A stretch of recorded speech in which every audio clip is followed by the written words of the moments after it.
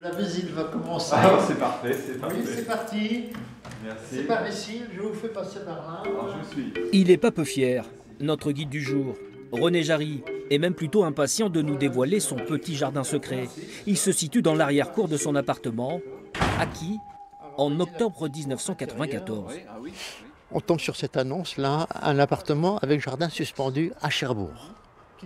Alors il y avait il y a le petit jardin, garage, j'ai dit ça, c'est exactement ce qu'il nous faut, surface habitable correcte, tout, bon. J'ai dit ça nous plaît. Mais pour découvrir ce fameux jardin suspendu, il faut grimper quelques marches, 3-4 mètres plus haut, et franchir une passerelle de béton armé. J'étais surpris, j'ai dit ah c'est un blocos. J'ai dit voilà l'explication du jardin suspendu, c'est ça. Alors j'ai regardé le jardin et il était un petit peu moins beau que ça quand je suis arrivé. Et c'est vrai que c'est de la belle ouvrage, ce jardin suspendu qui repose sur le toit d'un blocos construit par les Allemands en 1941. C'est un petit coin de paradis. On pourrait presque oublier que voilà, il a été construit en temps de guerre, qu'il a été réalisé pour protéger les officiers allemands et la troupe qui était casernée dans ces deux immeubles lors des attaques aériennes, des incursions aériennes britanniques. Dans Cherbourg occupé, il est de coutume de voir les gradés allemands réquisitionner ainsi les immeubles cossus, comme dans le quartier Bucaille, où cet abri anti-aérien était en cas d'alerte très facile d'accès pour ses occupants.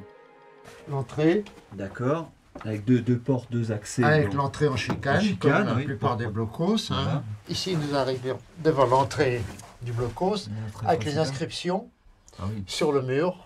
Superbe marquage. Hein. Ça, c'est quand même très rare, même si c'est face avec le temps.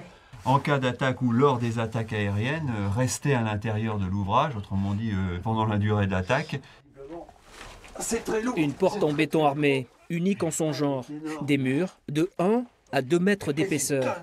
L'abri, aujourd'hui transformé en remise, pouvait accueillir jusqu'à 50 personnes. Ah bah là, c'est un ouvrage type Wellblech, c'est le nom que les Allemands lui donnaient. Nous, on appelle ça un abri en tôle métro, parce que ça ressemble effectivement, avec ces tôles ondulées, à l'intérieur d'un métro souterrain.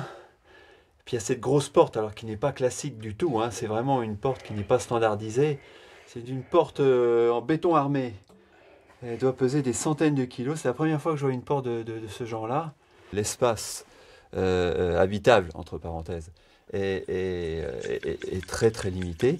Mais au-dessous de nous, il y a des mètres et des mètres de béton et de terre au-dessus de notre tête qui amortissent le choc des bombes, qui protègent donc les personnels qui trouvent refuge à l'intérieur. Le béton armé, intégré dans le paysage urbain, 75 ans après, dans les arrière-cours de Cherbourg, se cachent encore ici ou là des vestiges du mur de l'Atlantique. Un ouvrage militaire, désormais transformé en un petit coin de campagne où il fait bon vivre sur les toits de la ville.